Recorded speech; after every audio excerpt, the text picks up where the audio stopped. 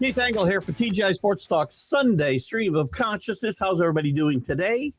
We welcome everybody watching on the McGrath Podcast Network, everybody on Facebook, YouTube, Twitter, anywhere you might be watching us today. We obviously thank all the groups, the dozens of groups that allow us to share, that have gotten us to just short, by the way, the groups and between the shows and some of the clips I've shared, 100,000 views in the last 28 days, just short.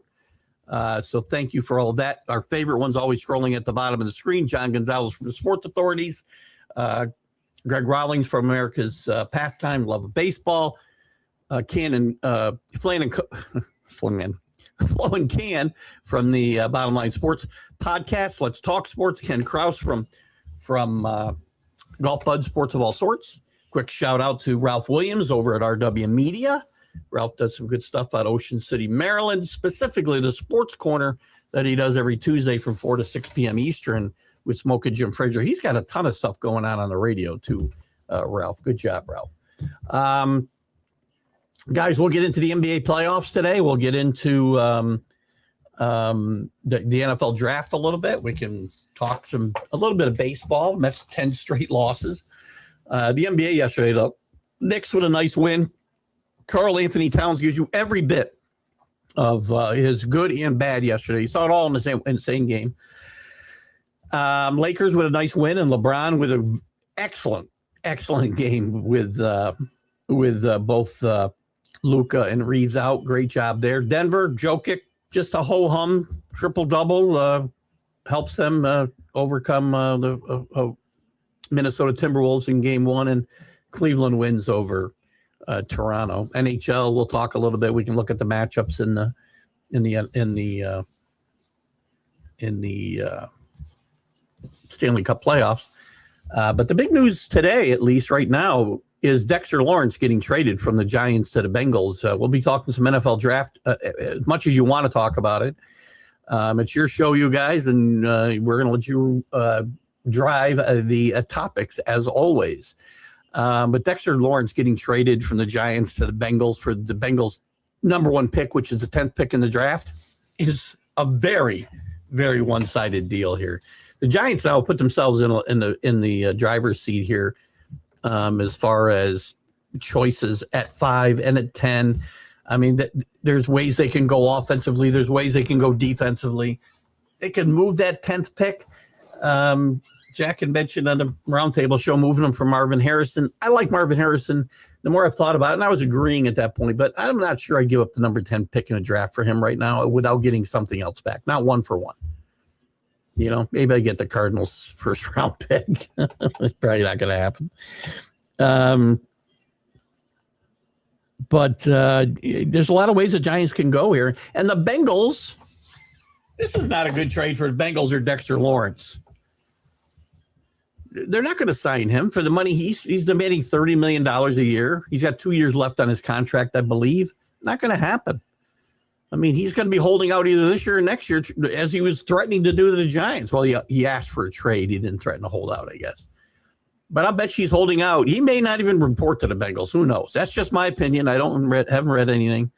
And if it next year, my guess is push will come to shove. Bengals don't extend anybody. Look what they did with Hendrickson. They pay Joe Burrow. They don't pay anybody else.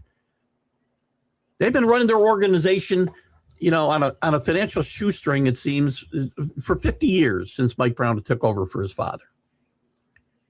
Not quite 50. Pretty close, though, right? So big news there we can get into. We've also got... what was I going to talk about? Anderson getting a 3-year, $150 million extension to have a brand new, which we for a while we seem to get every week, a new highest paid non-quarterback, and now it's Will Anderson for the Texans. Probably well-deserved. This guy is a monster. And then we got the draft itself, and I think there's going to be a lot of movement. We just saw a trade yesterday. I think there's going to be a lot of movement back up and down in this draft because there's some good talent in this draft. There's some You can look at it in several ways.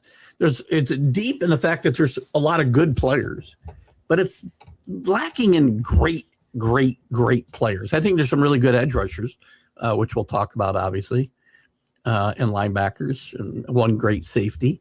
Wide receivers, I think there's only two guys that are worthy of the first round, and one of them is injury prone. I like a lot, Jordan Tyson. But we'll get into that. We'll get into the NBA, and we'll take this conversation where you guys want to go. And the Mets, what do the Mets do? We talked about it Friday. Mendoza gets the proverbial, how can it be a proverb if I can't remember what it is? I couldn't remember it Friday, and now I can't remember it again. I had it in my head.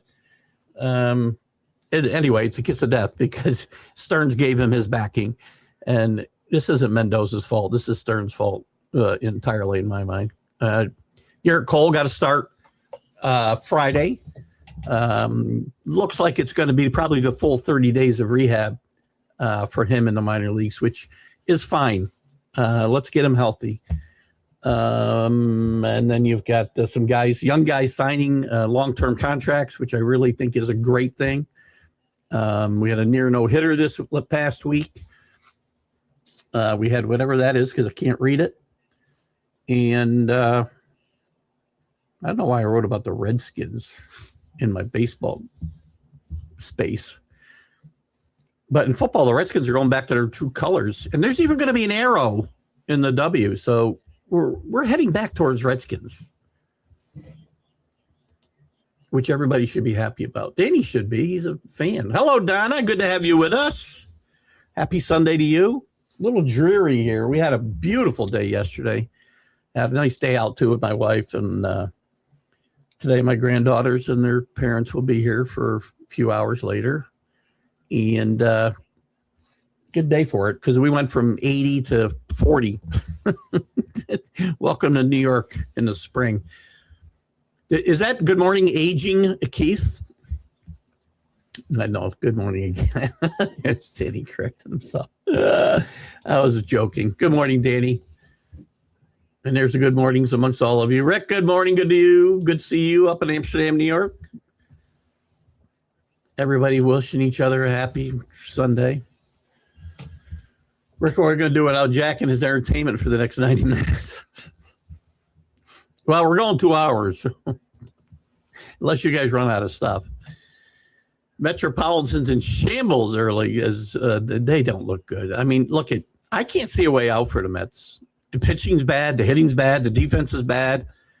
I can't see anything to hang your hat on. One thing you can hang your hat on as a Met fan is Mark Vientos seems to be maybe the player he was 2 years ago.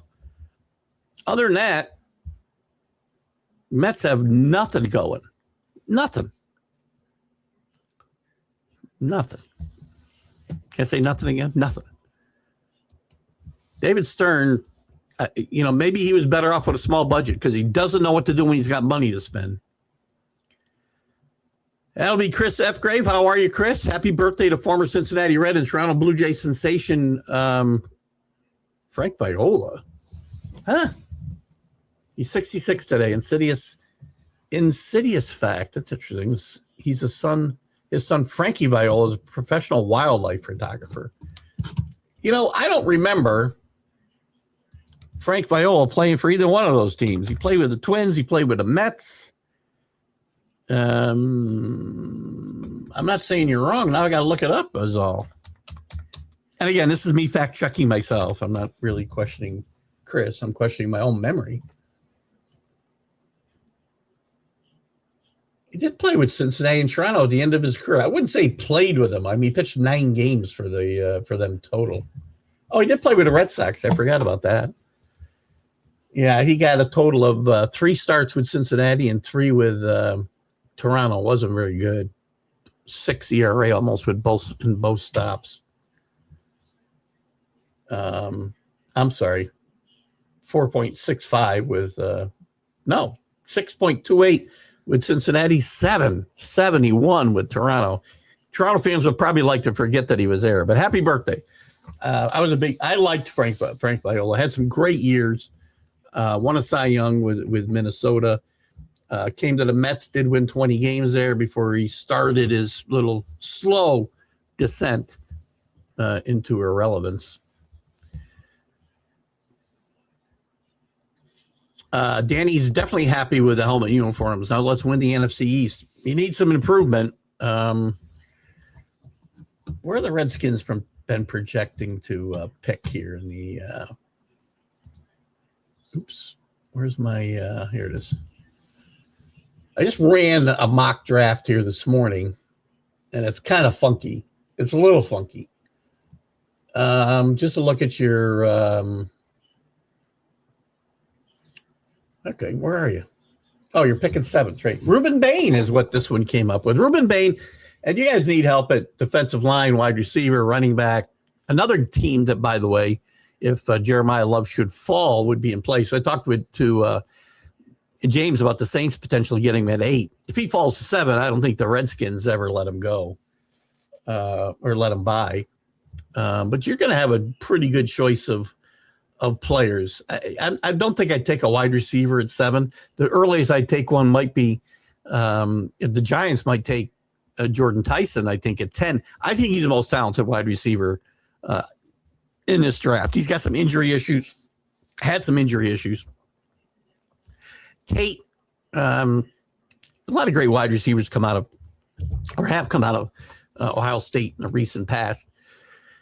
Tate, again, probably the bit worst thing he did was run at the combine. It was a slow time. He said the clock was off, blah, blah, blah.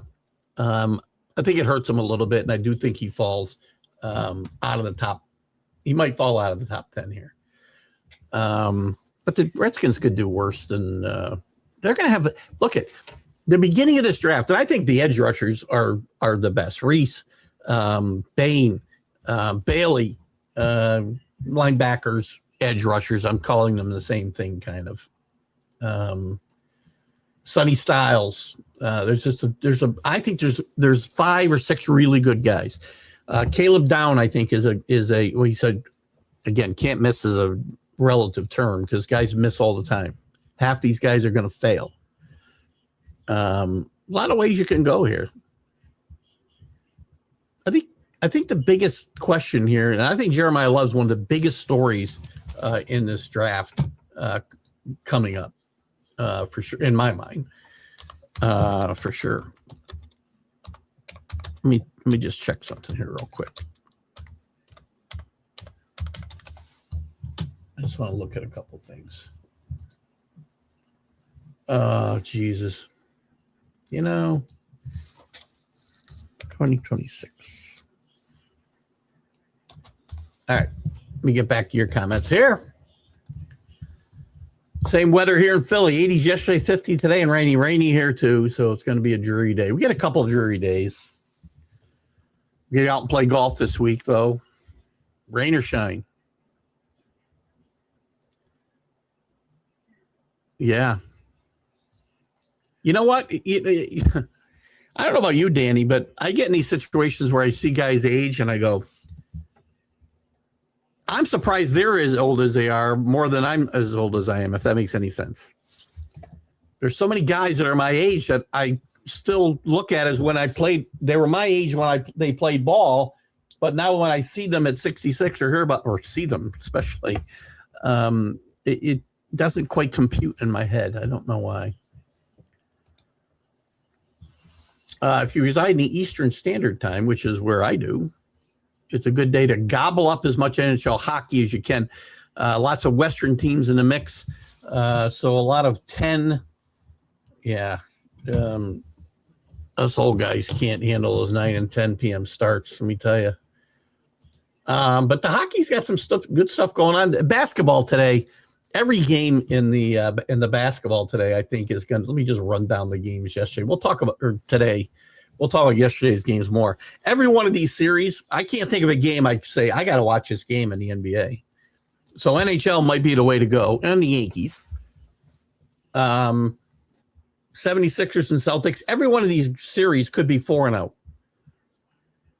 The games yesterday, every one of those series could go 6 or 7 games, I think. I'll have to recap that. Probably not the Cleveland series. The other 3 series could go 6-7 games. 76ers and Celtics, Embiid's not playing, no chance for the 76ers. Suns and Thunder, I thought the Suns could win a game after watching them play in the play-in tournament. I don't think they can. The Thunder, I think, could win in 4. The Pistons could win in 4. And the Spurs could beat the Trailblazers in 4. So I don't see a game here that I gotta go watch, right?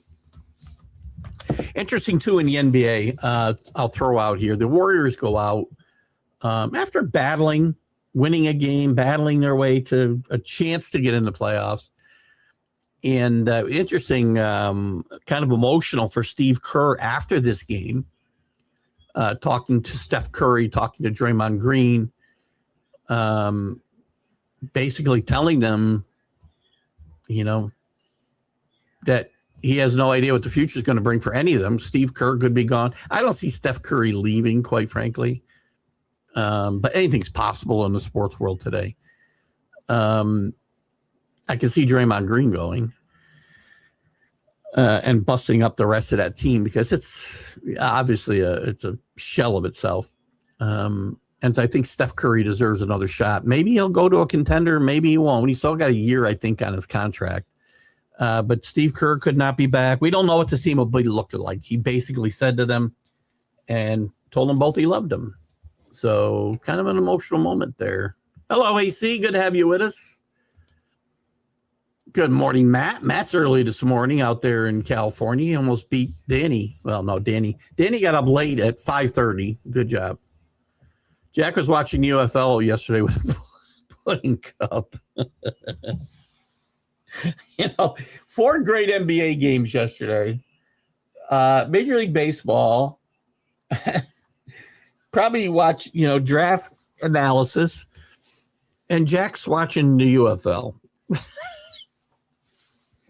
In 20 minutes, he said. But I couldn't even tell you there was a UFL game yesterday, for crying out loud. Oh, my God. Let's talk. So who's here with us? AC, I don't remember who your team is. So just to kick off a little bit of draft chatter, and I do want to talk some NBA. And that's, again, anything you guys want to talk about, we can talk about. Your teams, baseball, football, basketball.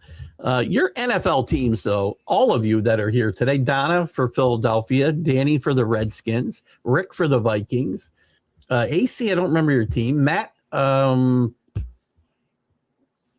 Chargers, right, Chargers, and Bolts, dummy. Where do you think your team's going? And we'll take a look and have conversations around that. No interest in hockey. Probably cheer Cleveland, and Mitchell could care less about the Lakers. Listen, I have to tell you, again, I talk about this all the time, right? You can say what you want about LeBron, and in fairness to the guys that rip them, and you know who you are, you do give him credit for being one of the best players of all time. And I really thought with Luka and Reeves out, number one, the Lakers were in a lot of trouble against the Rockets. I didn't realize, and I didn't see this game, quite frankly. I saw the highlights of this game, so I saw an extended. I actually replayed the game and just kind of fast forward through it really quickly. But I thought LeBron would go to LeBron, on steroids and shoot 30 times and try to carry this team that way. But LeBron really played the game that he'd been playing the last couple of months, where he's always been a facilitator, but even more so. 8 assists in the first quarter, which was an NBA playoff record. The Lakers shoot 61%, which they may have to do if Durant comes back healthy and they don't get Luka, who was on the bench, or Reeves back. I think the Lakers played the way they need to play. Again, we were talking at 8:00 about the discrepancy in offensive rebounding for the Rockets. But when you miss, 60% of your shots or more, almost 65% of your shots, you're going to get a lot of chances at offensive rebounds. And when you miss 30 or 40% of your shots, you're going to get a lot less chances. So you got to remember, you can't just look at the thing and go, oh, my God, look at the discrepancy in offensive rebounds. How could the Rockets not have been in this game more? Well, that's why. But I thought LeBron played a great game yesterday. Kennard with a playoff high, maybe a career high, I don't know, 27 points. I mean, if you looked at this and said Hakamori, Ayton, Smart, and Kennard, along with LeBron, were going to be the starters, and they got Vanderbilt, Larava, and Hayes, and LeBron, he had a, curtain call. I wouldn't think the Lakers had a chance to win this game. And then watching it through this game quickly, I don't know that the Lakers defense was all that great. I think the Rockets just don't have somebody to go to with Durant out. So this was a very interesting game, I thought, yesterday. I thought a lot of these games were interesting. Going to the Cleveland game to Matt's point, I don't have a lot of interest. And I think Cleveland wins this first round game and goes out in the second round. They're not a team that's had a lot of success. Kenny Atkinson they had 64 wins last year and went out second round, right? This Raptors team is not very good. When RJ Barrett, and I like RJ Barrett a lot, he's your best player, basically. Scotty Barnes, great players on a good team, where you're the third, fourth, fifth, sixth best player on the team. When you're the first and second best players on the team, you're not going very far. Knicks with a very interesting game yesterday against the Red Hot Hawks. Nuggets win their 13th in a row, and I said a very boring, it seems, because we just say it. It's funny, we were talking about the game, and Brian just kind of mentioned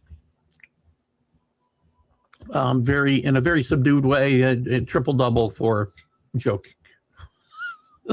It happens every day. Triple doubles are a big deal, and Jokic gets one like every single day. If Trevor Bauer pitches well in Long Island, I don't know but I'm starting to feel he might get a sniff. There's only going to be a couple teams that would take this shot, Chris.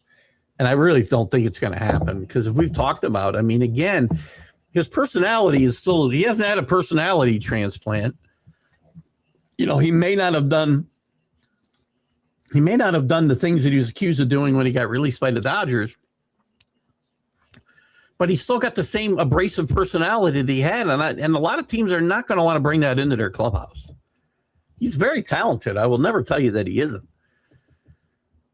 But he still shows his immaturity and his abrasiveness often. He did it in Mexico. He'd done it with every major league team that he pitched with. I'm not sure, as a Yankee fan, I don't, if I'm running that team, I'm not bringing him into that clubhouse.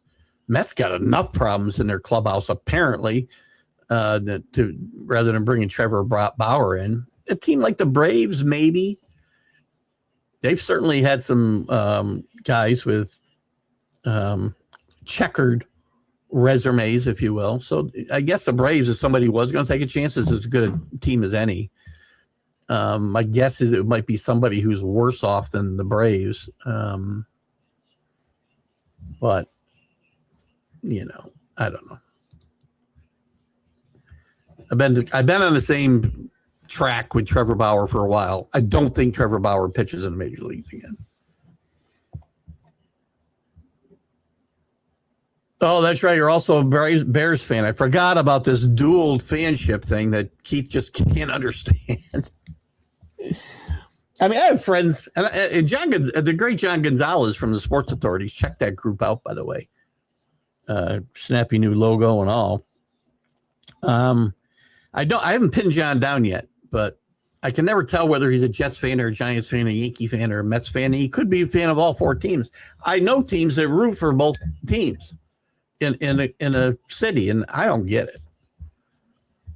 And again, I'm not saying I don't have a monopoly on what's right or wrong. You know, I've said this many times. My opinion's just that. My opinion. I don't root for anybody but my team. I mean, I have money on a game. I root for a team, right? I might have if my teams are out, I might have find a reason to pull more for another team. Last year, for instance, in the World Series, I pulled for Toronto over LA because of Donnie Baseball being on the bench and never getting any World Series ring as a player, a manager, a coach. In fact, it was his first trip to the World Series. So anyway, I've just, again, everybody's entitled to that. Because I don't have a monopoly on what's right or wrong, believe me. It's funny. I've seen who came up in this draft I did here for today for Minnesota. I've seen some interesting picks for the draft I did today. They get Loani, if that's how you say his name, from Penn State, the guard. They need running back, center, defensive interior, safety. So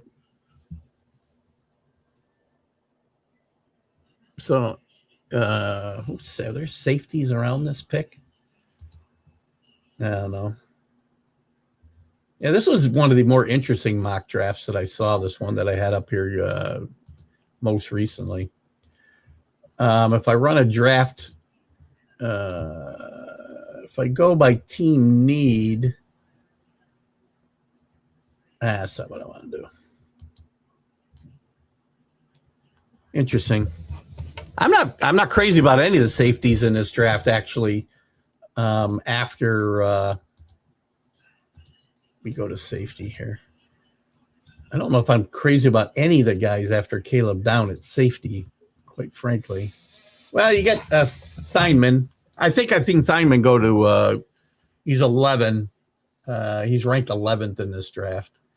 Then you fall down to McNeil Warren at 21. And again, this is PFF. Then all the way down to 52. So you only got 3 guys first round rankings. Caleb Down's by far the best of them. I like Dylan Steinman. He might be, but I mean, again, you're going to jump at, where are you at? 14, I said, Rick. Where are the, why do I keep losing the drafted numbers here? I got too many windows open here today. Draft order.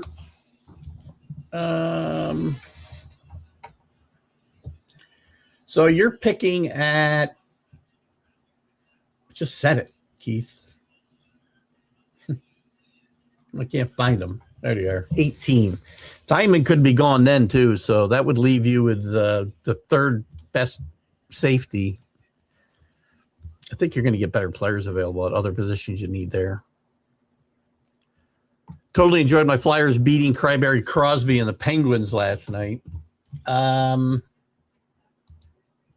Interesting. There's some interesting matchups here in the first round, by the way. To me, Flyers and Penguins are a very interesting matchup, obviously. Cryberry Crosby. Sidney Crosby's a great player. I wouldn't call him it's funny, and not, it's fine. We have teams we like and players we like, and guys we don't like, we really find a way to label them, right? And I'm no different. But I don't think Sidney Crosby's a crybaby. I think Sidney Crosby's a great player who gets hurt a lot. I like the Penguins actually to win this series if Crosby's healthy, but maybe not after losing this game at home, I believe, right? The other interesting, Sabres and Bruins to me is the most interesting matchup in the East. The Sabres haven't been relevant in what seems like 2 decades. I'm sure it's not quite that long, but Lindy Ruff's done a great job there in his second time around. I'm interested in the Oilers and Ducks out west. I think the Golden Knights and the Mammoth is very interesting. Utah getting in their second year of existence. Well, after moving to Phoenix. from Phoenix. The Stars in the Wild, I don't know where CJ is. I think they're great matchups out west. I think in the East, I don't. Well, the Canadians and Lightning are another interesting matchup. As they were playing for the Eastern Conference Championship here a few years ago, the Canadians also have been on hard times the last few years. But I think it's wide open. Your Flyers could certainly win the East, Don, and I think anybody could win the East, quite frankly. As I look at this, I think really it's that wide open. There's Allen. Oklahoma spring game history. From what I heard, Mateer has looked the best since he's been here. Of course, I live in Norman now, so I hear a lot of inside stuff. Well, again, you're probably not going to hear a lot of bad stuff. I'm not a big Mateer fan, as you know. And I think you saw in their meltdown against Alabama why I don't like Mateer. And I'm sure there's tons of reasons I can be given that why he played so badly. But I didn't think he played that well during the regular season, except for a handful of games. And then always hurt. I get that. And I hope he plays well. Listen, I don't want Oklahoma to be bad. It probably sounds like I want Oklahoma to be bad all the time because I don't really, I don't like the coach. I don't like the quarterback. I don't like this. I don't like that. But again, I don't root for Oklahoma to be bad because college football is better when Oklahoma is good and other teams, right? But I say this all the time. In almost every sport, well, I guess every sport, the game is better, the league is better when certain teams are good, whether you like them or whether you hate them. And I liked Oklahoma during the Barry Switzer years when they were lawless and they'd run for, 600 yards a game. The game was different. I enjoyed some of these teams that played that style of football. College football's changed so much. It's not a whole lot different than pro football, obviously, in a lot of ways. But I found myself having a falling out with Oklahoma. And I think it was partly after they fired Howard Schnellenberger after one season. And again, it was a bad fit anyway. But Howard Schnellenberger is one of my favorite coaches. And I thought he got treated pretty badly by Oklahoma. But it was a bad fit for both of them. Chargers need offensive line help, defensive line help, tight end in later rounds would be good. Tight ends, there's one good one. The kid from Oregon I like a lot, I got to tell you.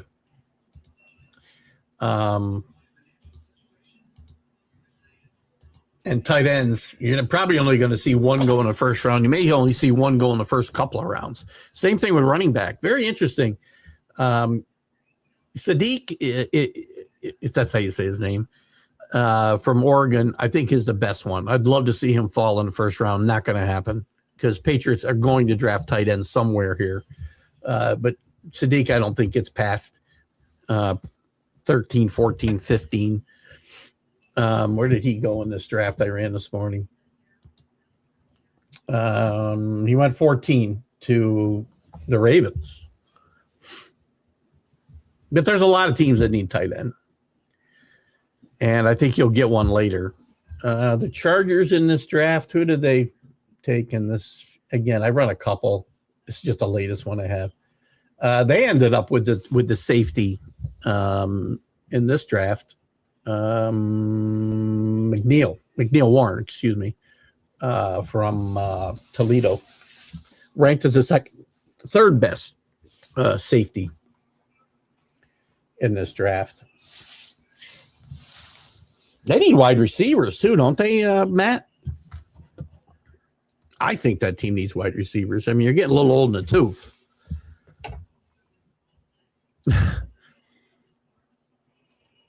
Keenan takes his helmet off. He looks like me. Well, if one of us, if I was black or he was white, he'd look like me, I guess. But Ben McDonald, a guy who, by the way, I take in my Stratomatic 90s teams a lot. By the way, Ben McDonald issues that's He had maturity issues that stunted his progress. He was a number 1 pick. Makes you think of players from the past that would have been absolute disaster if social media was around today. Ben McDonald's a very, and maybe this is part of the reason you make this comment, Chris, but Ben McDonald is very prevalent on social media today and very outspoken. He's on like I think he runs like a farm. I don't mind these guys. I don't have a problem with them speaking their mind, but maybe because a lot of them are on my side of the aisle. I don't know, but you're right. There's a lot of guys from the past who would have been disasters today with social media, without a doubt.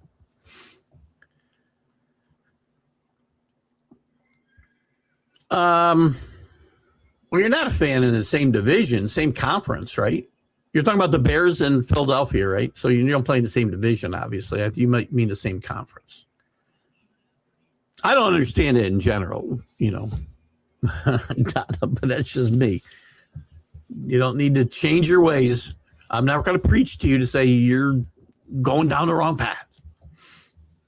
Maple Leaf PR did a tremendous job keeping party hard Doug Gilmore out of the papers. Listen, athletes aren't role models, man. That's what Charles Barkley said, and he's absolutely right. Yeah, I like guys with some character, right? But I don't have a problem with them being bad role models. That's not their job. It's nice when somebody is, right? There were guys I idolized and looked up to, and they were my role models. Bobby Mercer was my guy when I was a kid. But as I got older, I realized, parents should be kids' role models, not ball players. 18. Yeah, 18. So you think they go safety? And I don't know if they do that if, again, McNeil Warren's the 3rd ranked guy in this class at safety. Then it falls off to the 2nd round. I don't know if you reach then, Rick. I've seen Sadiq at 18 to the Vikings in some mock drafts as well, even though they have Hawkinson, or is that how you say his name? Hawkinson. He's a free agent, I think, after next year. They may be planning ahead. Flyers, Penguins, Masters rivalry. It is a great series in the East. I like the Buffalo. I'm a Ranger fan, so now Buffalo's a great story because they've been down for a long, long time. Lindy Ruff getting a second chance there. And if I was going to root for somebody, when I get my teams are out, I often will root for good games, right? Yankees go out of the playoffs last year. I'm rooting for a good series. Or maybe teams I predicted to win. Well, it's always good when somebody you predict does well. But I've never been a fan. I got one team in baseball. I got one team in football. I got one team in basketball. I got one team in hockey. I got one team in college. College is a place where over the years, and I've migrated to Miami in the last 10 plus years because of my family and the connections that we have to Miami. But again, I've probably rooted more for different college football teams than any sport. And I've jumped around a little bit, not bandwagon jumping, obviously, because Miami hasn't been any good most of those years that I've rooted for them.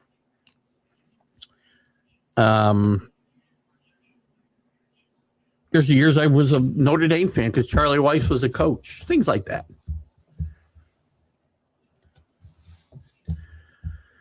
And good stories. I always root for good stories in college sports. And it's changing a little because of the landscape, right? But Anaheim versus Edmonton, you're going to have to follow those games in the morning news, or you're going to need a whole case of Pepsi Cola.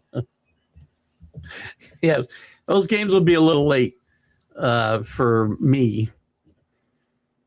And again, my hockey fanness is I'm the first to admit I'm a fair weather fan. When the Rangers aren't any good, I kind of lose interest in hockey pretty quickly. But when the Stanley Cup gets here, especially once we get past this first round, because you get into hockey, there's no better overtime than hockey overtimes in my mind, especially when you get to like game sevens and you get overtime. Game sevens in hockey feel like the best atmosphere in sports. I think basketball game sevens are more intense than baseball as well. Baseball, who I'm a big fan of, I think has lost some of that intensity over the years. And I don't think the game sevens are as exciting as the NHL or the NBA in the playoffs. Again, one man's opinion. Take that back. I might try to tune in the Anaheim Ducks. There you go. The Mighty Ducks. Hello, Mr. Pulver. You're heading to the beach, heading to Long Beach tomorrow.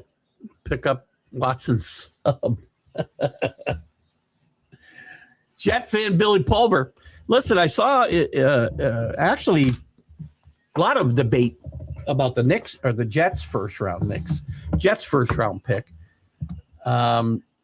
We've got them taking Bailey, we got them taking Reese, we've got them taking some people have them taking Love. Some people have them trading down. I'm looking at my mock draft right now with the Patriots. And it's funny. With the picks that have gone before this, it's going to be a tough decision for me between Caden Proctor, the tackle from Miami or Alabama, or Denzel Boston, a wide receiver from Washington.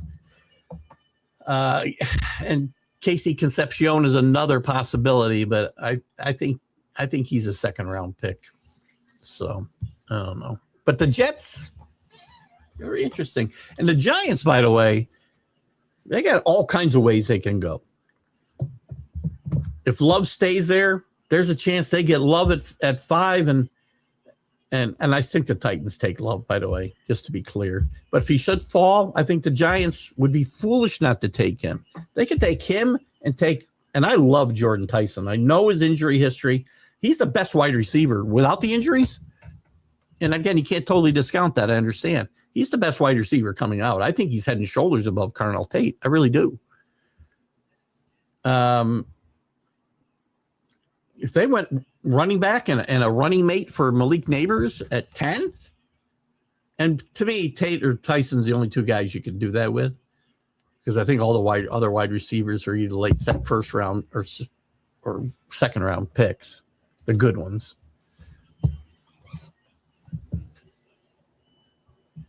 Oh, you meant the conference. Yeah. You got to go. You have a great weekend. Stay out of the rain and cold. It's going to be cold here for a few days. Tiger. Oh, Tiger. So, Tiger. So, how do we know? Oh, he probably does genuinely wish he could be there, except he got in a car accident and had to go to rehab, so he didn't go to jail. You're not going to get me to give any sympathy to Tiger Woods other than the fact that the man needs help, and he should worry about that and not the fact that he can't be at Pebble Beach. Tiger's just... This is a sad story. And that fortunately isn't a tragic story. So now we've got several instances where this story could be much more tragic than it ended up, and he should consider himself lucky that he's gotten multiple wake-up calls without being dead or killing somebody else. And I hope he's sincere and genuine, to use your word, Chris, in his desire to straighten out his life. Listen, I'm not a perfect human being. I shouldn't be judging anybody. But I've seen this type of thing up close, very close. And I can tell you that, until you want help, you won't get help. And if you're just going to continue to to let people, yes you to death and allow you and enable you. And I was an enabler. It doesn't get better.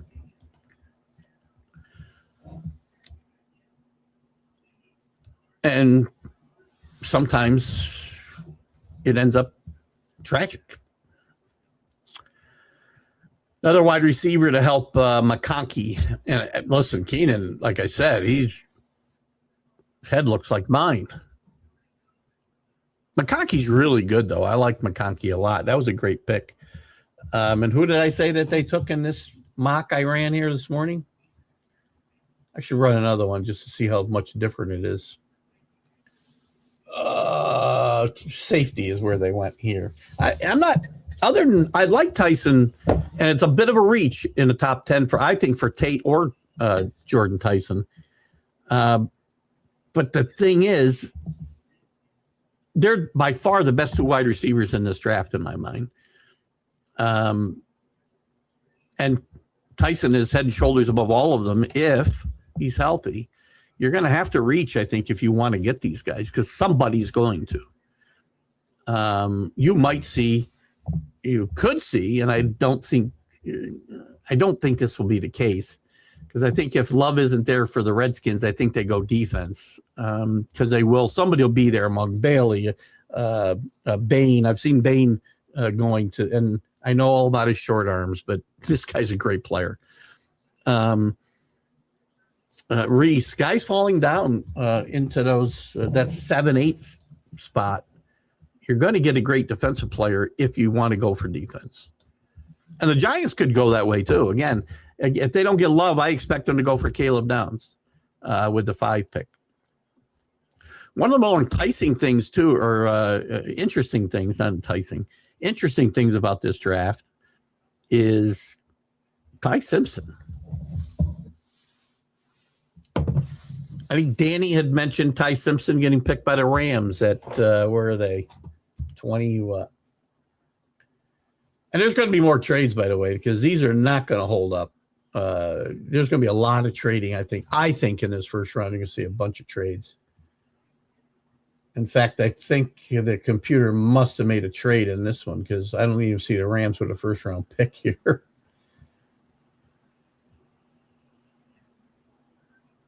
Why? They don't have one. They must have traded it. The computer traded the Rams pick, but we did see Ty Simpson as a potential for them as a in-waiting replacement for Matt Stafford. We think the Jets at 16 are a potential. He's one of the guys who's probably increased his stock bet more than most players, or maybe any players, since this college football season ended. And I think it's very interesting to see where he's going to go in this draft. That's one of the big stories. I think Jeremiah Love is a big story, because teams are not wanting to pay big money to running backs. We know that. And a lot of times we don't see it until their rookie contract's up, but you have to pay a guy drafted in the top 5 just by the salary structure that's set up. Guys who get picked in the top 5 are going to get more than guys picked in the, outside of the top 5, out of the top 10, out of the top 15. Again, I don't know where the breaks are, but there are, there are some, sorry, there are some requirements for guys to, as far as what they can get paid or can't get paid early. So there is some talk that Love could fall out of the top 10. I don't see it happening. I've said several times, if he falls to 5, 4 teams are going to regret it. He's the best player in this draft in my mind.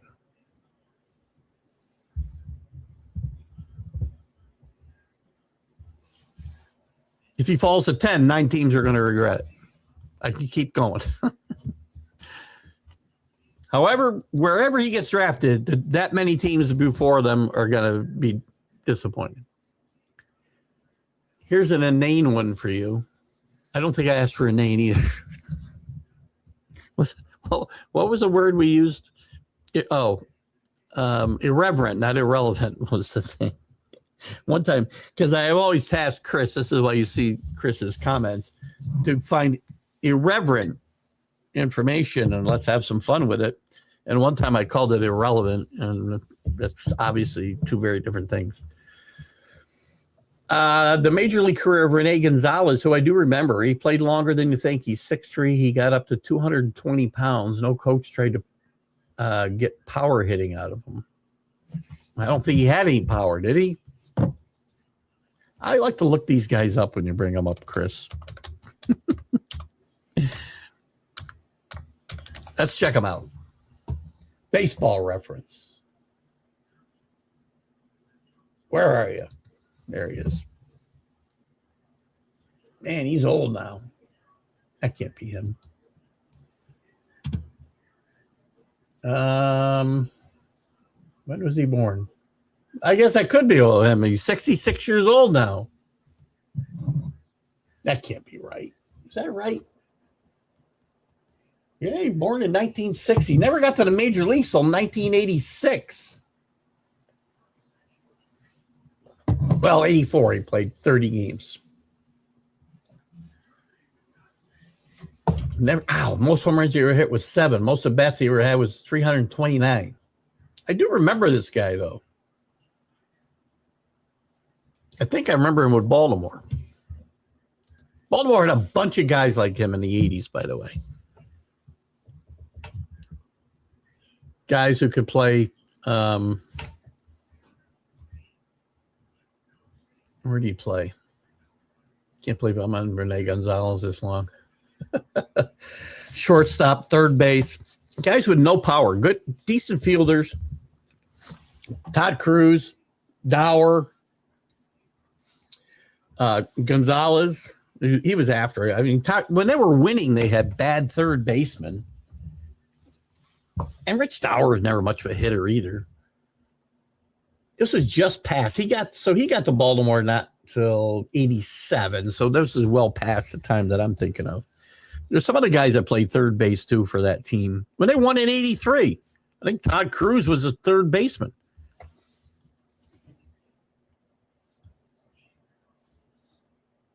Always like, I don't know how to click on it. Listen, I don't dislike Tiger, but I don't find any. I find him very disingenuous, and I don't want this to end up in a tragedy.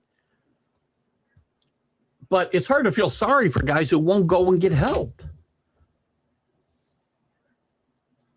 You know, and he's needed that. I mean, he's obviously needed help for a long time. I mean, go back and look at the first time he got pulled over and look at that video.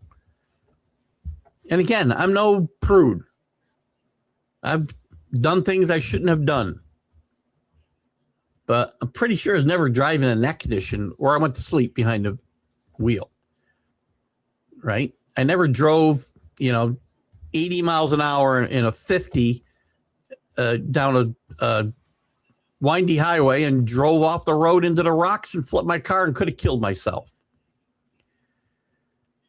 I never fell asleep, which he probably did in this last accident, flipped my car. And if somebody was coming the other way, God knows what would have happened. Got to get help. I mean, again, I'll pray for him. Yeah, I agree. But, and Tiger became something that it's not all Tiger's fault, right? Tiger only became the best golfer in the world. Not the best of all time. Sorry. That's Jack. And it might be Rory before we're all said and done, might be second. But Tiger's in his era was the best golfer of all time. The best golfer of that time. But it became watching some of these tournaments and majors were impossible because even when Tiger was past that prime, when Tiger was out of tournaments, not even in contention, all I saw all day long was Tiger Woods. Now, that's not Tiger's fault. That's TV's fault.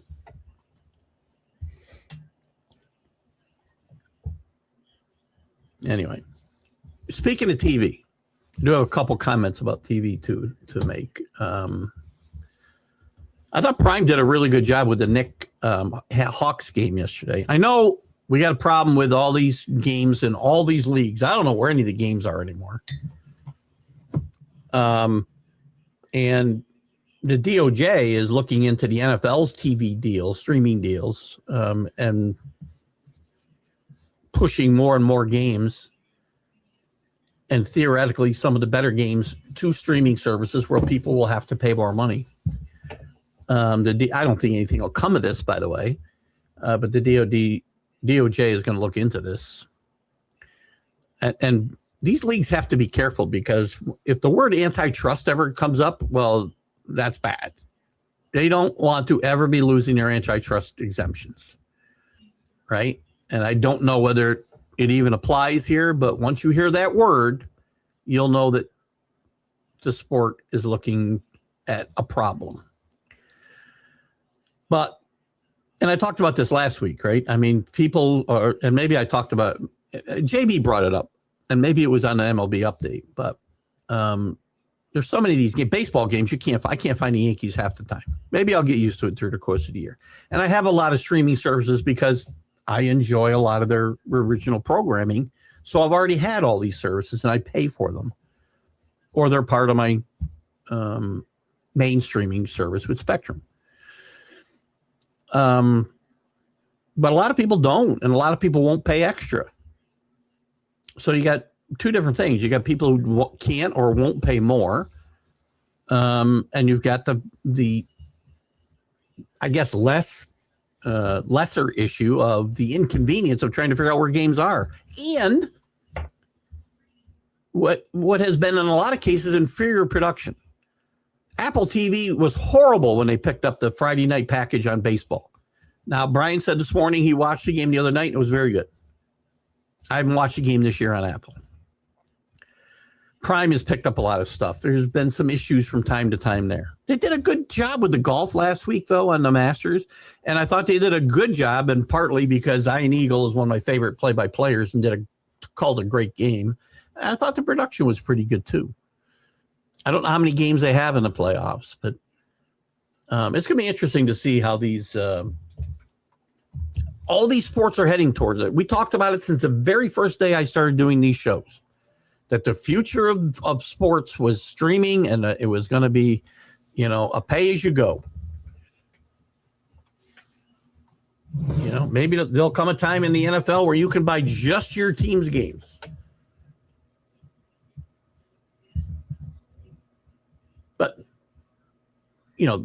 there hasn't been anything on free TV for years when you think about it, unless you've got a digital antenna, and I do have one, so you can watch the games on if I wanted to. I do have a couple of digital antennas because at a time there was a time where when I like the Me TVs and the Cozy TVs, which I like to watch some of the old shows sometimes. I couldn't get anywhere but there, but now you can get that on the streaming services too. Anyway, I digress. Some baseball guys, a baseball reference to them as a drywall school to the handyman. That being said, that site never updates rookie weigh-ins. Sammy Sosa, 6 foot tall, 165 pounds. So you're saying they never changed it from when he was a rookie? That's fair. Listen, I live by the baseball reference.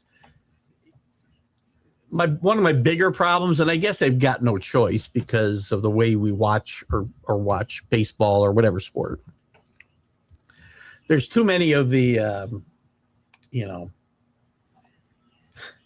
advanced stats, if you will, metrics and advanced statistics, right? All I need are plate appearances, at bats, walks, home runs, doubles, triples, home runs, stolen bases, caught stealings, errors, chances. I don't necessarily need batted balls in play, barrel rate, looking at some of the pitching roles, and I don't even understand half of them, especially WAR. I don't need WAR. I got into a disagreement with a guy. I think I mentioned this already, but I got a disagreement with a guy in a chat room a week or so ago about Nolan Ryan and Phil Niekro. And, WAR made Niekro look like he was twice the pitcher that Nolan Ryan was. And I like Phil Niekro. I respect Phil Niekro. Nolan Ryan was a much better pitcher than Phil Niekro.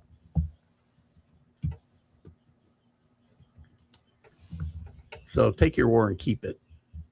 Danny's with me. I don't dislike Tiger, but I think some of the times he's gotten away with it without anything happening. You and I would have been in jail, by the way.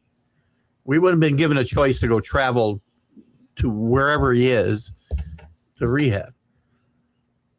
We only hear about the thing, and we only hear about the times that things happened. He's got a problem, go get it fixed and hire a chauffeur.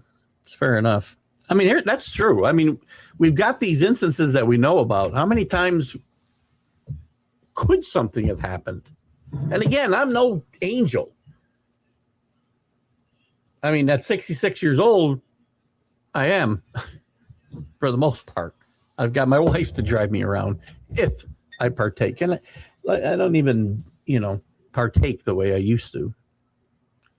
I had 2 beers last night with dinner. That was a lot. I don't drink that much anymore. Well, to one trigger. I won't have any today.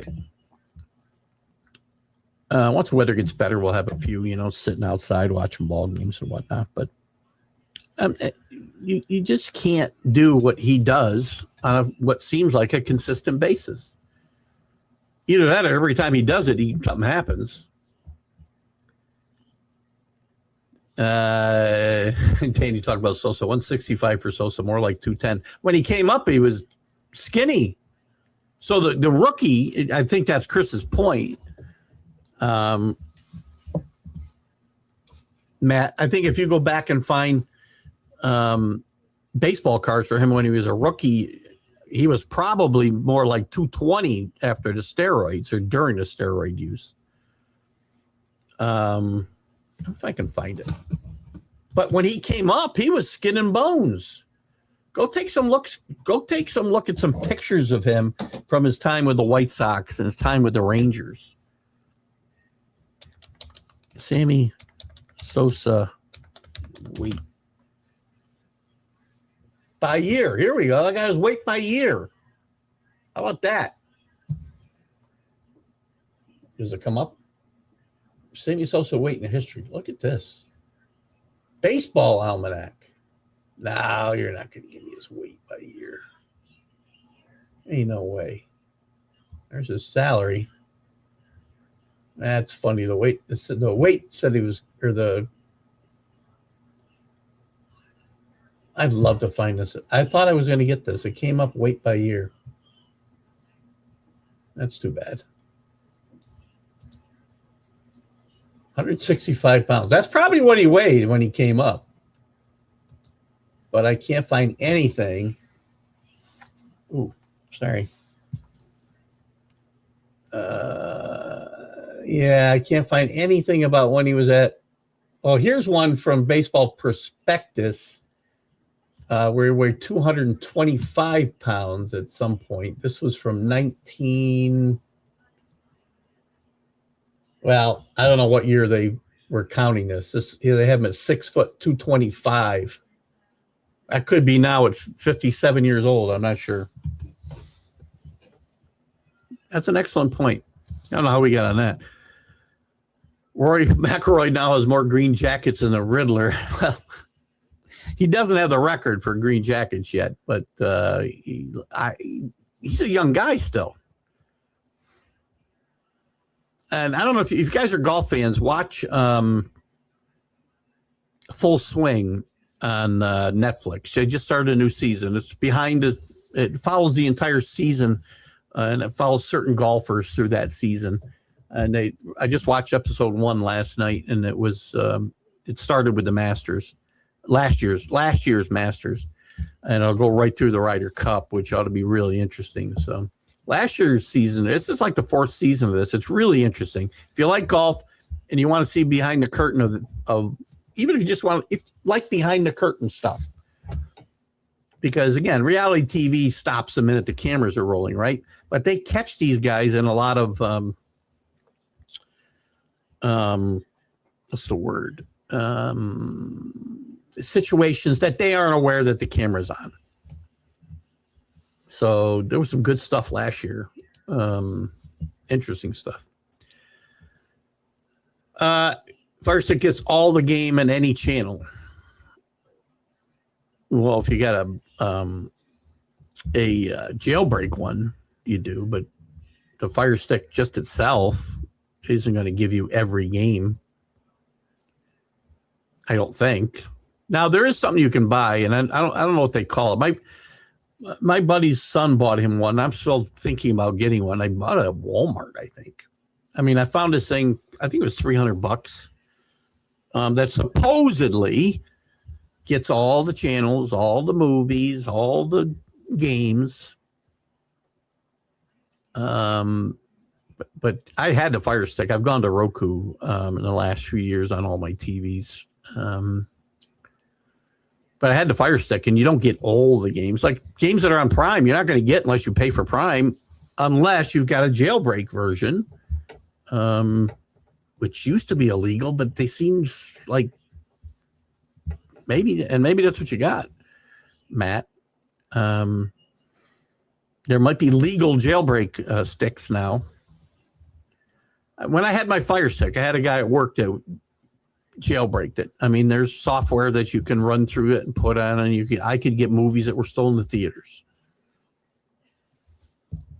I could get every ball game. I could get every TV show basically that ever was made. Basically,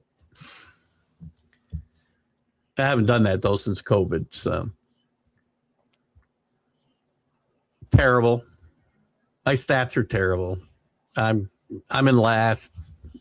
Can't make a right move.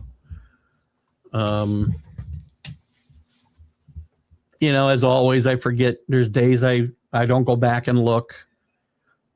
I check stuff out in the morning, and then I look, and 4 guys didn't play that night, and I didn't go back and check it because, quite frankly, I'm just having trouble staying interested.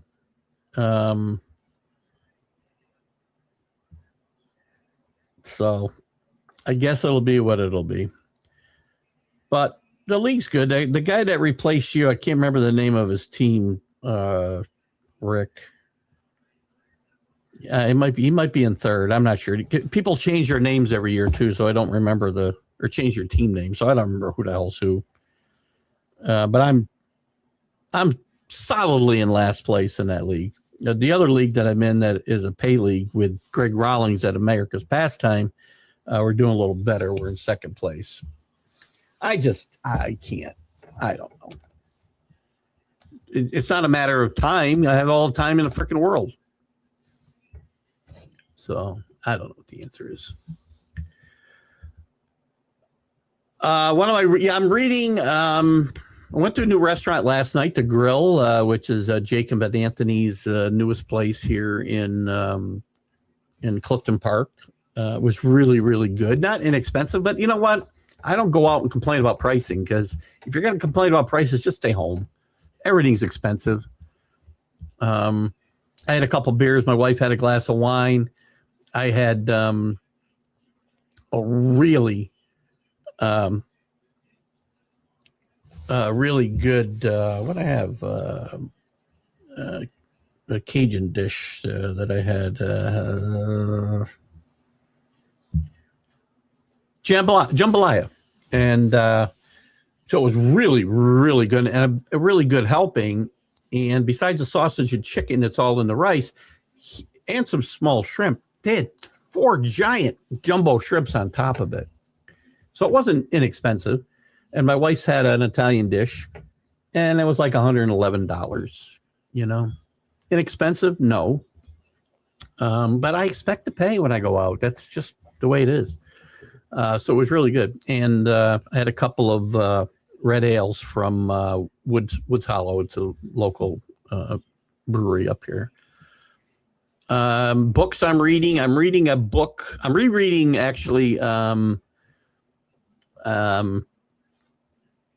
Sparky Lyle's book about the Yankees in 1978, Bronx Zoo. the Bronx Zoo. I'm reading a book called The Nuclear Fiction, historical fiction. It's basically the nuclear war of 1975. I found out after reading the first book, it's a series of books. I'm on the third one now. And I'm also reading an autobiography of Anwar Sadat. So that's what I'm reading now. Very eclectic, right? Have Tiger call me. I can be combination driver security. There you go. You're probably going to have to move. I don't think he's going to come and spend a lot of time in Amsterdam, Rick. Just saying. I'm not sure. Rory's 36. He's got a good 5 to 8 years remaining. Maybe 14, right? I mean, Phil won a major at 51. Jack won a major at 46. So I would say he's got more than 5 to 8, depending. And again, things happen, right? Tiger looked like he was just going to obliterate Jack's record. And I remember then people in the golf world were saying, yeah, wait till he gets married and wait till he has kids. And there's distractions away from the golf course. And his focus will change. And it did. You know, whether it was for those exact reasons, I don't know. But I think Rory's going to win. He could win 10 more majors, quite frankly. He may, I mean, his performance on Sunday at the Masters was just glorious. It was a great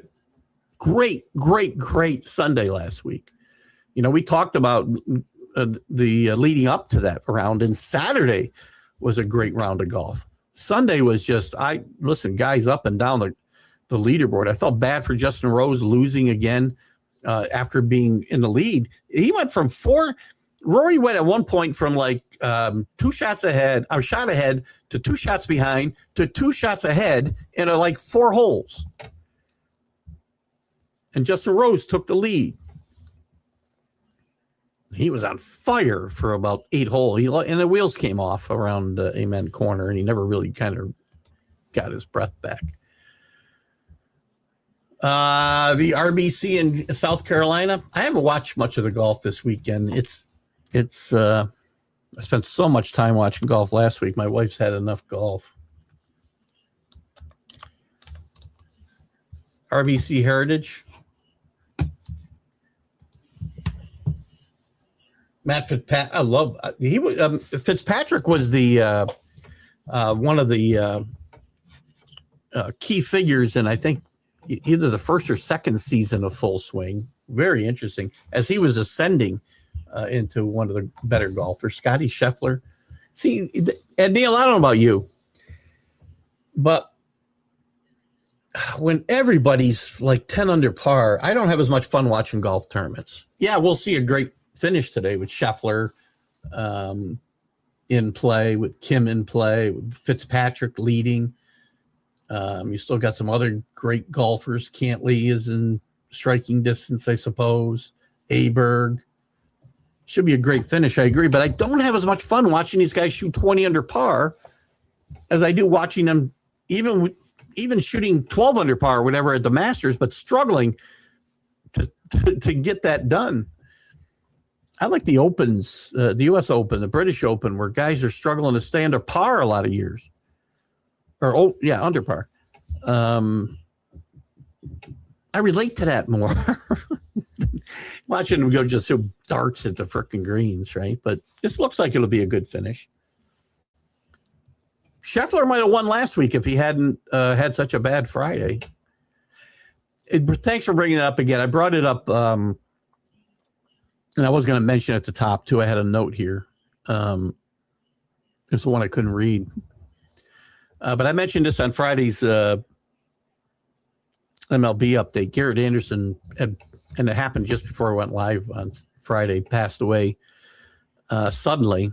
But last I heard, I don't know what happened to him, Matt. Maybe there's more information I haven't caught up with yesterday. 53 years old, had a medical emergency and passed away. Very consistent player with the Angels. Later on, not he was past his prime with the Braves and maybe spent a little bit of time with the Dodgers, I think. Certainly was at the end of his career, not nearly the player he was before, but very consistent.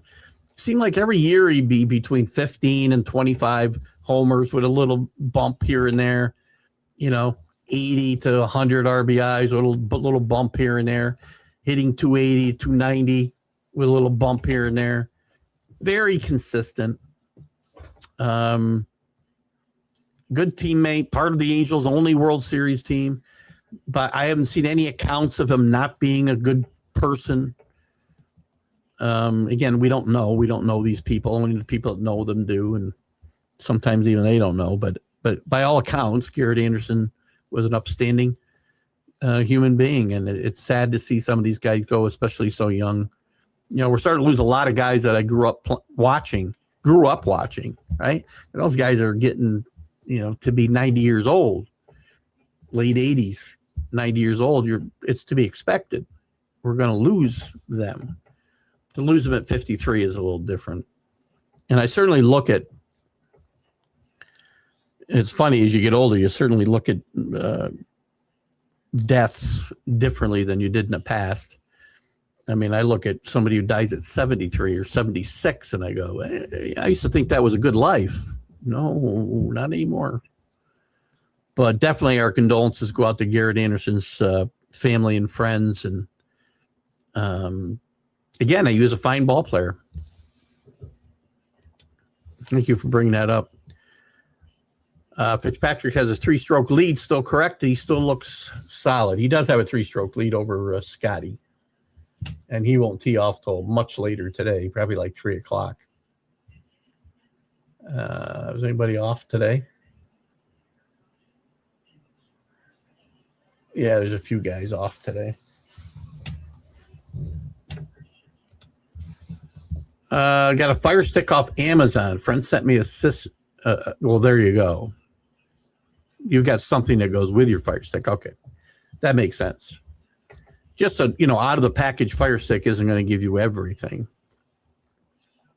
Once you jailbreak it, which everybody does. My wife was so paranoid when I first did this. She's like, oh my God, it's piracy and we can get fined, blah, blah, blah, blah, blah. Relax. They find a way to block them after a while. We'd have to get it reprogrammed every now and again. And I could do it now. I just don't. I probably should. Money I spend on TV just is astronomical. I think Saturday played out of his mind. I think Sunday he played not to lose, and everyone else played worse. Who are we talking about? Rory? I think Sunday he played not to lose, and everyone else played worse. Or Justin. Everybody played. It's funny. Even when they're playing bad, he still shot under par for the day on Sunday. Rory was all over the golf course. All of them were all over the golf course. And I think Rory, I said this on, I think, Monday on the weekend playbook. I think Rory won this tournament on Saturday when he managed to play so badly, lost all his stroke. He was 6 strokes ahead, remember, the record for the Masters. And he only finished 1 over par. He could have easily been 6 or 7 over par on Saturday and maybe taken himself out of the tournament. Watching Full Swing, I didn't realize, I'd forgotten, I should say, that last year he fell 6 strokes behind Justin Rose. Then Justin Rose fell way behind, and Justin Rose came back, and then they met in a playoff. So it was just some great, great golf this last weekend. Garrett was a highly touted prospect, and he had about a half dozen different rookie cards before his first Topps card. Interesting. Well, Matt would know about that. In Toronto, sports media it tends to go Leafs, Blue Jays, Raptors. I guess that makes sense. Kids today would never believe Doug Flutie and his Argonauts used to pack 40,000 fans into Skydome. The Canadian Football League doesn't seem to have the pizzazz that it had back in the 90s. Well, I think I used to watch it in the 70s. It was really good. 80s when Warren Moon. You had some really good players play up in Canada. Not that there's not good players playing there now. But we aren't seeing the Fluties go up there and play. We aren't seeing the Moons go up there and play and make their way back to the NFL and make an impact there. And there's a handful of other guys. I mean, Ricky Williams went up there and played. Vince Ferragamo played up there. Certainly not at the level of Warren Moon. I remember Fred Biletnikoff finished his career with I want to say the Alouettes. So, and the Raptors, by the way, speaking of the Raptors, I know they won an NBA championship a couple of years ago, but they can't seem to get really. I mean, I guess they have in the past, right? They did have Tracy McGrady at one point. They had Vince Carter at one point. But right now, they can't seem to bring star players. They had Kawhi Leonard for a year. They won a championship. And they'll probably build a statue for him because I can't see this team winning again. They can't seem to attract great players. There's a lot of good players on this team, right? RJ Barrett's a really good player. He can't be your number one guy. Scotty Barnes can't be your number one or two guy. Brandon Ingram can't be, none of these guys can be the number one guy. A lot of these guys would be really good on really good teams. Would be a really good addition to really good teams, I'm saying. So if they were the fifth player, fourth player, first guy off the bench, whatever, I'd love to see Scotty Barnes playing in New York. Forget about bringing Giannis here. Let's bring in role players like Scotty Barnes. RJ Barrett's a fine player, and I'm sure they love him in Toronto. He's from Canada. But this team's not going to be – they're going to make the playoffs. That's the problem. They're going to be good enough to make the playoffs, not good enough to get really good draft picks, and they're not going to be able to lure top free agents. So they're going to make the playoffs most years and go out in the first round, second round if they're lucky. They're going to lose this series at Cleveland. And if they play like they played yesterday, they'll lose in 4.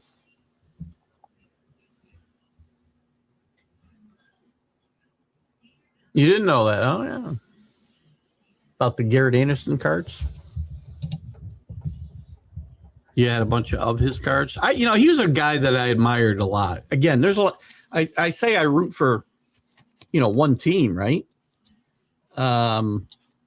But there's a lot of guys I like and respect and I like to watch around the league. I'm a baseball fan, not a Dodger fan. Love to watch Ohtani at the plate. Who doesn't?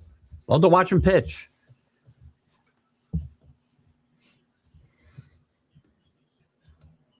Not a lot of guys I root against. There's teams I dislike, even hate. Red Sox, Celtics, Giants, Jets. But I have a healthy respect for a lot of these teams as well. I respect them when they're good. I don't wish bad things. A lot of guys that I've watched sports with over the years, the guys they don't like, they'll wish injury on them or what. I'm a big believer in karma. Karma says, don't wish bad on somebody else because you're going to get it in the end somewhere. May not even be in this life, might be somewhere else. But karma's going to catch you. You're not smart. Oh, God.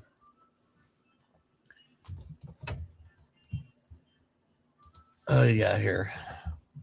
15 years as an Angel, big part of the 0-2 team. Yeah, definitely. The only World Series winner for the Angels. And he was a really big part of that team. He was just a consistent player. Not a Hall of Famer, right? But he's certainly very good player for most of his career. And a guy that I enjoyed watching play when he happened to come across my screen. Really appreciate Gary Anderson. What else is going on in the world of sports we haven't touched on yet? The Mets, or the draft, or yesterday's games. Danny, Lakers. I know you hate the Knicks. Knicks look really good yesterday. Karl Anthony Towns, you saw everything he can do well and everything he doesn't do well. He didn't score in the first quarter. Brunson scores 19 in the first quarter and scores 9 the rest of the game. But Towns was pretty much absent the first half. He did get off a little bit in the second quarter, but you saw all the great things about him. The athleticism, the shot. He's a great shooter. Jack made a comment where he would that he would be in the top 5 big men shooters of all time. And at first I thought, no freaking way. Then I thought, we're talking about guys with jump shots. We're not talking about Wilt. We're not talking about Kareem. Kareem took jump shots. He didn't shoot as well as Karl Anthony Towns, I don't think. The only guys I can really think of, especially in recent history, would be Dirk and Jokic. That's it. But yesterday you saw all of the good and bad about him. He'd forget to put his hands up and play his guy on defense a few times. He turned the ball over a little bit. Again, just fall asleep sometimes on plays. But then you saw the great part of him. Second half I think he scored 19 points in the second half. And the Knicks didn't feel, I know this game got to be 4 in the fourth quarter, but I didn't feel like they were going to blow this game. I've seen them blow a lot of games. I didn't have that feeling that they were going to blow this game. And by the way, the Knicks need Karl Anthony Towns to play like this and maybe even eliminate the bad cat a little bit more to be able to get to the finals. They need to get to the finals and make this not a disastrous season, because you fired your coach only because you said he couldn't get them any further.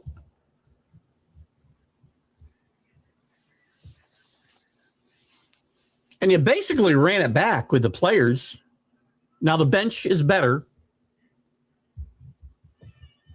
In fairness to Tibbs, the knock was he didn't use his bench, and then we did use them. They weren't ready to play because he didn't play them to the playoffs. But to me, he didn't have Mitchell Robinson last year in the playoffs. Jordan Clarkson, Tom Thibodeau never had a guy as good as Jordan Clarkson coming off the bench. Shamat is a better player now. He didn't play that great yesterday, but he's a better player now than he was, and so is Miles McBride. They're the 4 key guys off the bench. And maybe the only 4 guys you're going to see get off the bench in this playoff series. But other than that, with the starters, they ran it back with everybody. In fact, they ran it back with everybody except for Clarkson.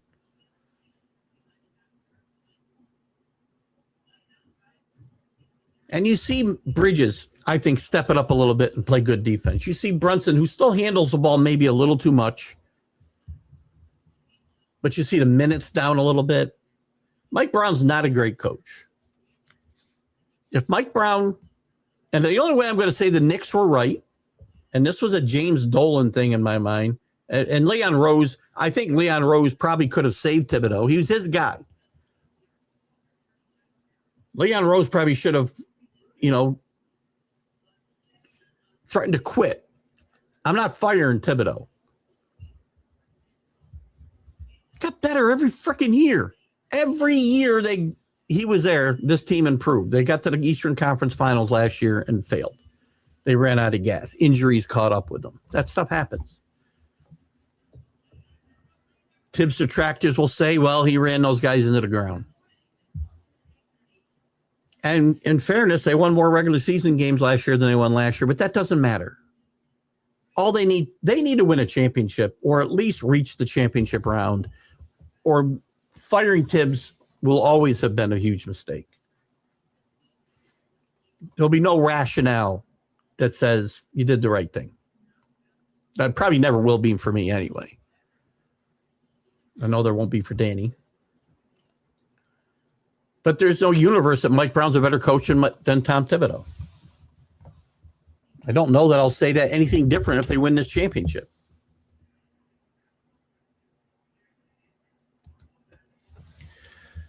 Hell, you respect teams, Giants, NFL, even when they suck, they're just saying, I'm learning to leave more content the further Keith falls behind.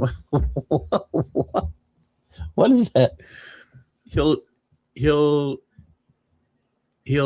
What? You're going to have to help me with this one, Danny. This one's too rough even for me.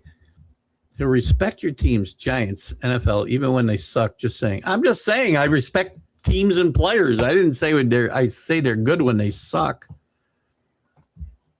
I can't figure out what else you're saying there. I'm learning to leave more content the further Keith falls behind. I'm not sure what that means. I'm actually pretty caught up today. Oh, McMahon, Jesus Christ. Yanks showed some offense yesterday. Let's take a look at that box score yesterday, shall we? And good news, by the way, Cole pitches in rehab through 36 out of 44 pitches for strikes. Did go up 3 runs in 4 innings. Who cares? It's not about what he does there. But it looks like it's going to be the full 30 days.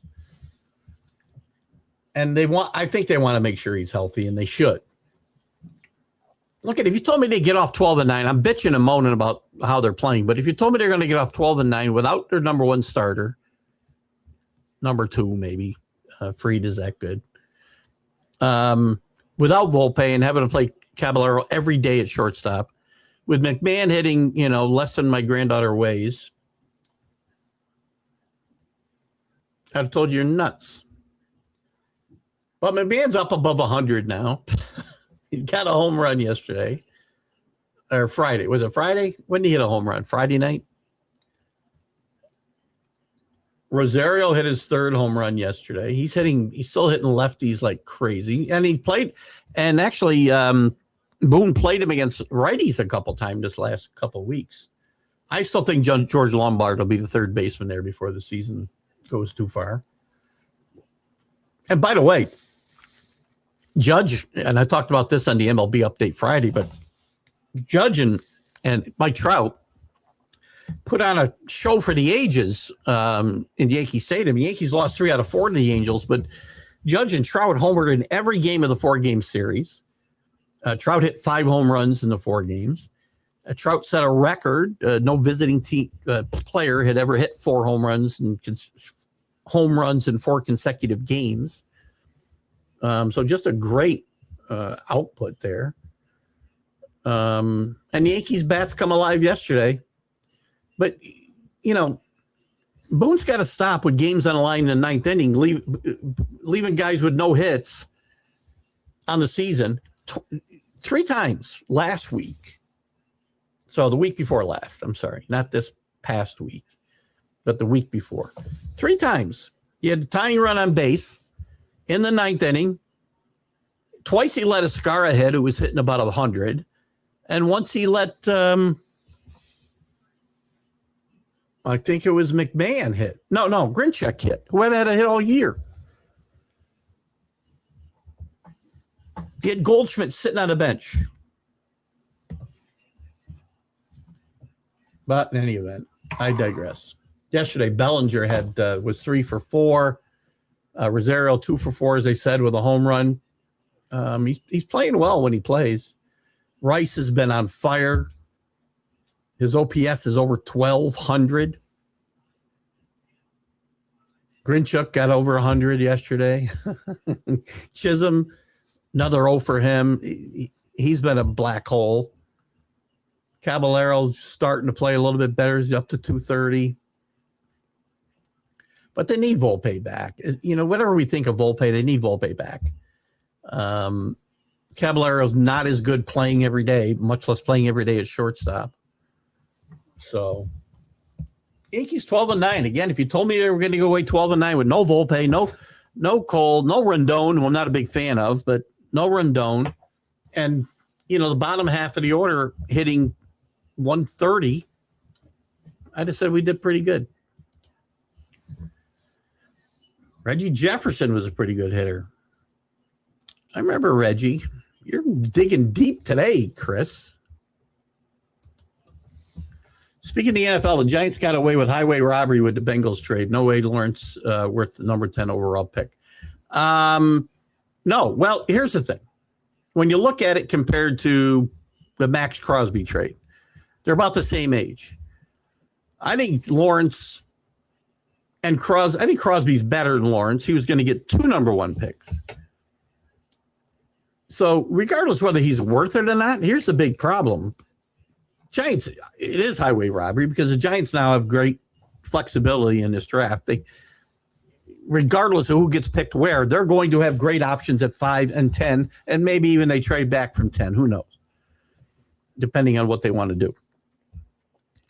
But the Bengals could have drafted a guy at number 10. Reuben Bain had been widely speculated to fall to 10 in the Bengals.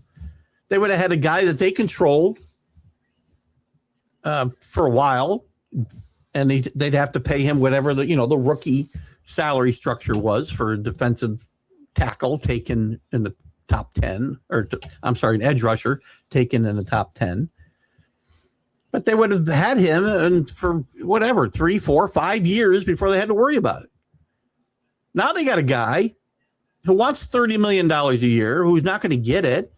And the Bengals don't renegotiate. You saw what they did with Hendrickson. They've done that for 40 years, almost 50 years with Mike Brown in charge. They don't pay anybody. They pay the quarterback. They pay the wide receiver.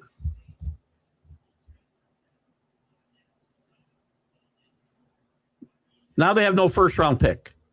Dexter Lawrence is their first-round pick. Horrible. He's a good player.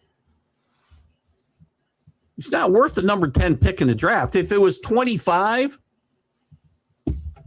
okay. He's not worth the number 10 pick in the draft. Bengals lose all the way around here because this guy's not going to be happy. He's already unhappy. You think he's going to be happier now in Cincinnati?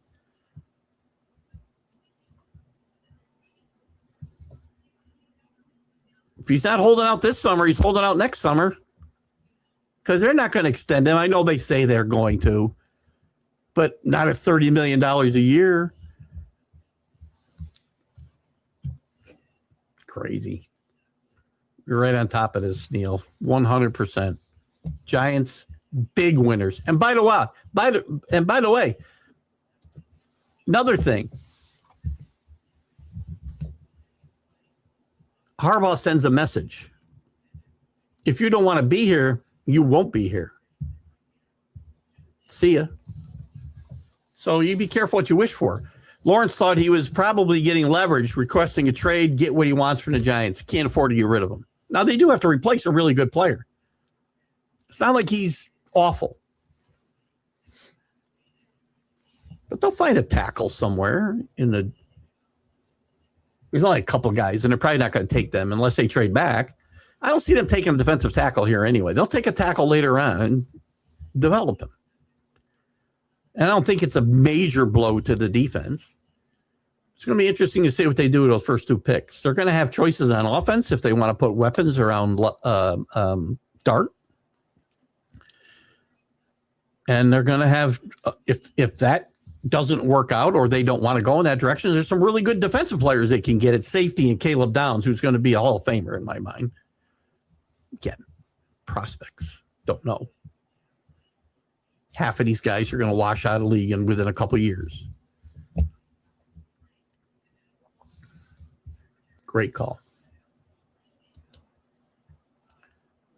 Best 140 hitter. I mean, man, they can't go all year. I'm telling you right now, something's going to happen at third base. And I really think by midseason or sometime this summer, George Lombard will be the third baseman.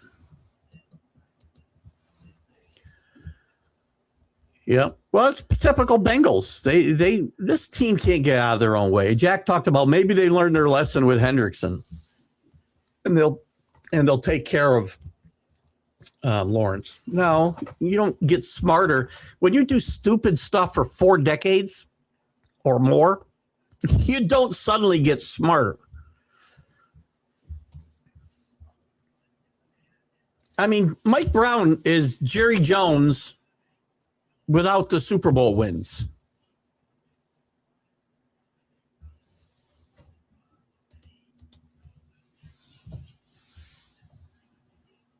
Did they split that series? I thought the Angels took 3 out of 4. I'm just used to I got used to the Yankees losing at that point. Oh, excuse me. Well, you caught me. Thank you, Matt, for straightening me out there. Soriano needs to get out of Anaheim. One of the big surprises this year, I talked about it Friday, some of the overachievers. Soriano's pitching great. I mean, who would have had on their bingo card? Where am I going here? Who would have had on their bingo card that Soriano and Aaron Ashby would have 5 wins to lead Major League Baseball here in April? Before April's out, they could get 6 wins in April. They're on their pace for 30 wins. Not going to happen. But he does need to get out of Anaheim. He doesn't want to be the next Trout. I mean, again, I don't know why anybody would want to play for the Angels. And I'm sorry for anybody that's an Angel fan because your owner doesn't even respect that you think you want a winner.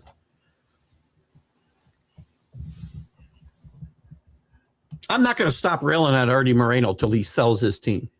For him to think fans don't care about winning, so we don't spend money. We spend money to give them affordability, safety. He listed a couple other things. Entertainment. Well, you know what's entertaining to me is my team winning. But he said he didn't feel like winning was even in the top 5 priorities of players, or I'm sorry, of fans.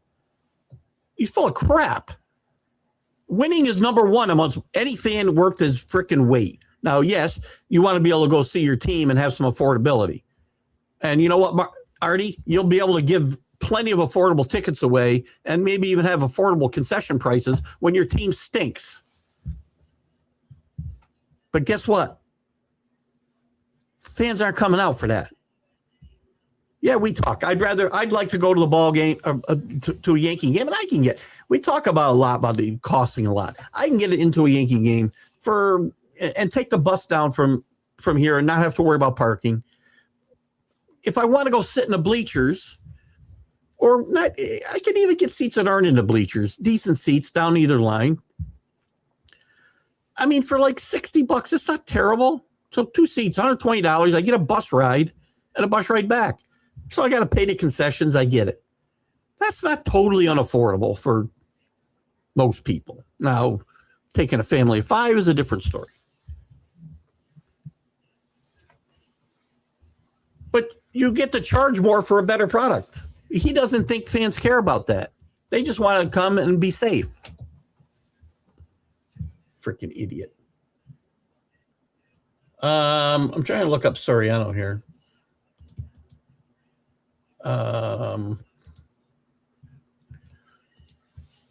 Soriano.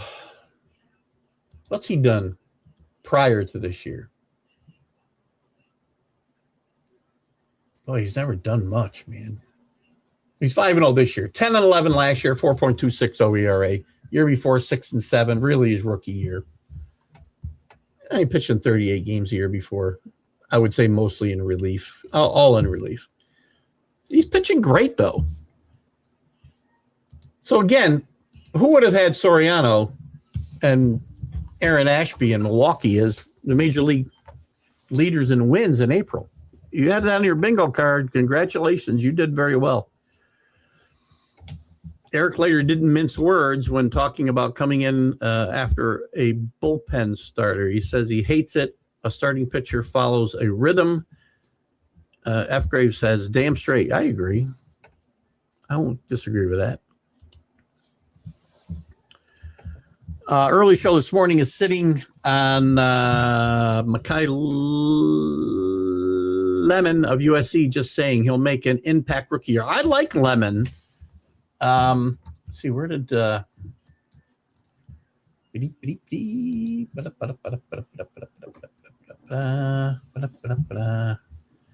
see if I can find them quickly.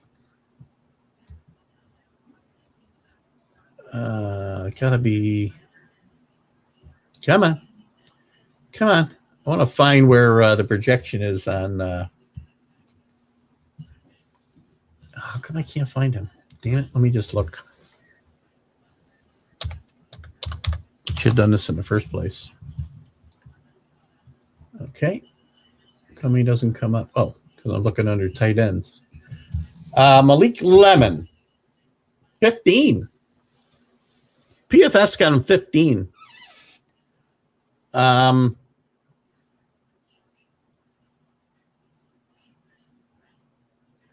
Starting inside the numbers receivers where they project him. He's a guy, again, if he falls to where the Patriots are, and I don't think he falls 31, I don't think the Patriots are interested in another inside guy. We've already got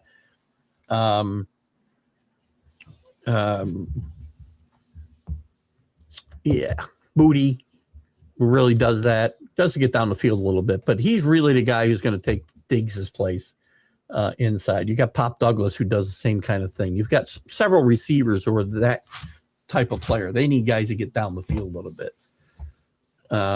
So if they take a wide receiver, I see them taking Boston, maybe out of Washington, maybe the kid out of Texas A&M, Concepcion. But I think Lemon's going to go. Where did he go in this draft that I ran this morning? Hold on. Let me let's see where he went. They gave him to the Jets at 16 in this draft I ran this morning. That'd be interesting. So not Ty Simpson. Ty Simpson didn't go. In fact, I hadn't made my pick. So let me just take a pick and let's see what happens to the rest of this round. They're grading my draft right now, by the way. Where's the rest of it? Let me see the rest of my draft. So he didn't get picked. Ty Simpson ends up not getting picked. So I like Lemon, by the way. Nice guy. Or a nice player. 1985, the 16th pick was a steal. Just saying, now we'll go. What? In 1985, the 16th pick was a steal. Just saying, Gene now. Keith will go to his go-to guy, 199 pick, just because. Not just because. Who was the 16th pick in 1985? Who was the 16th pick in 1985?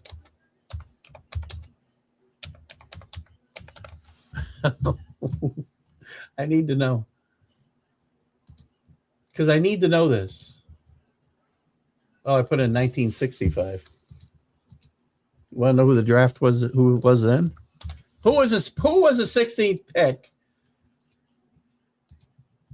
in the 1985 NFL draft? I don't know if you're just throwing it. If you got a guy in mind, Jerry Rice. There you go. So you're picking Lemon to be Jerry Rice? Is that is that the correlation? I'm trying to figure out what we're talking about here. Artie must go for sure, man. Thank you. You could have told me that before I looked him up. I should just wait. Again, you can find guys all over this place. And I thought Jerry Rice went a little later, by the way. I thought he was later in the first round than 16. But look at the guys picked ahead of him. Bill Fralick, Childress, Chris Dolman, all decent players. Bickett, Dwayne Bickett, no. Lomas Brown, Kenny Rudiger, Ron Holmes, Kevin Allen. Al Toon is the only wide receiver to go before him. Al Toon is a fine player. Not as good as Jerry Rice. And even if he hadn't had his career shortened by concussions, I don't think he would have been as good as Jerry Rice. Eddie Brown out of Miami went just before Rice at 13. Another nice player, not nearly as good as Jerry Rice.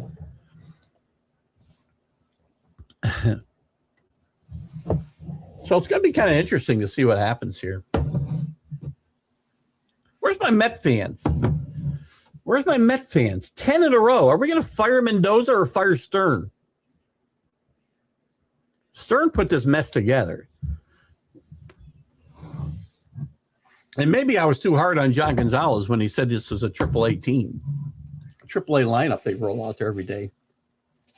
Again, I don't necessarily think it's a AAA lineup. I think it's some of these guys had fine major league careers and just aren't playing well. But the team doesn't play good fundamental baseball. I mean, they're horrible in every aspect of the game right now. And Mark Vientos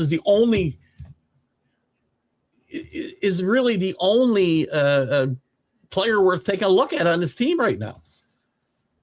Let's look at their box score from yesterday. I'm sure it's horrendous looking. Where are they? Mets and Cubs.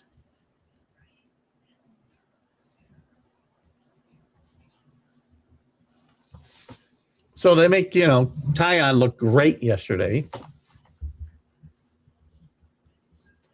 Peralta didn't pitch horrible. I mean, if Freddie Nolan McLean, Freddie Peralta, the starters are all pitching well, except for Peterson and Senga.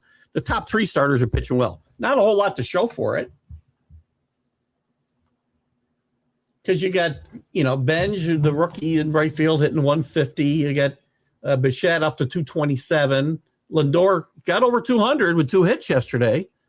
But he's making some bonehead plays. He doesn't play. He wants to be team captain, and he's playing like a guy who should be anything but team captain because he's sulking that he's not the team captain.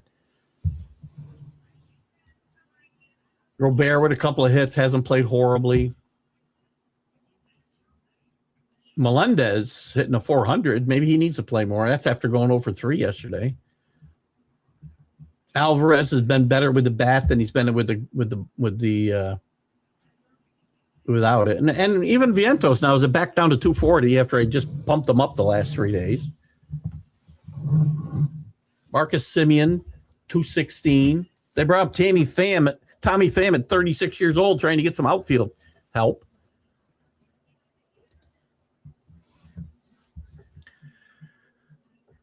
For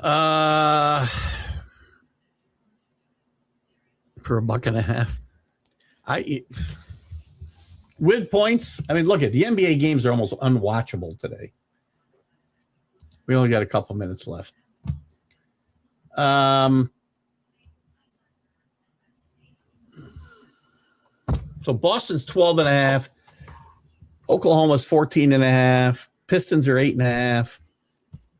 Spurs are 11.5. If I was going to bet a game today, it'd be the Spurs to win by more than 11.5. I don't bet NBA. And I take the Sabres. What are the Sabres today? Let's parlay the Spurs, and maybe I'll go on DraftKings and put a little wager in. The Spurs and the Sabres. How about that? It's fair. What did I miss on here? Anything? Talk about the Redskins. By the way, Danny, real quick, I don't know if we have time for you to get me an answer or not. We talked about liking the color scheme for the Redskins going back. Sorry, team formerly known as the Redskins going back and the arrow going on the helmet. I think it's the first step in them going back to the Redskins nickname. I think, don't you? Let me know.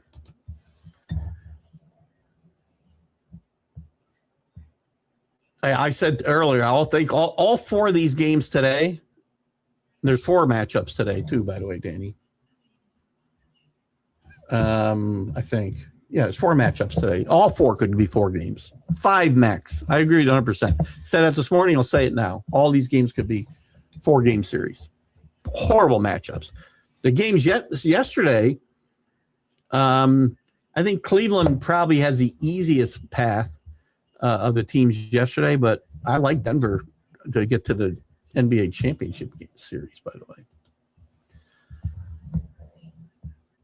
I think this is the first step. They've been crawling towards this. Public sentiment wants it back, including Native Americans. The majority, I think 70%. Don't hold me to that number. And again, it's 70% of the ones that were asked want the logo back or want the team name back. I think it's going to happen. So,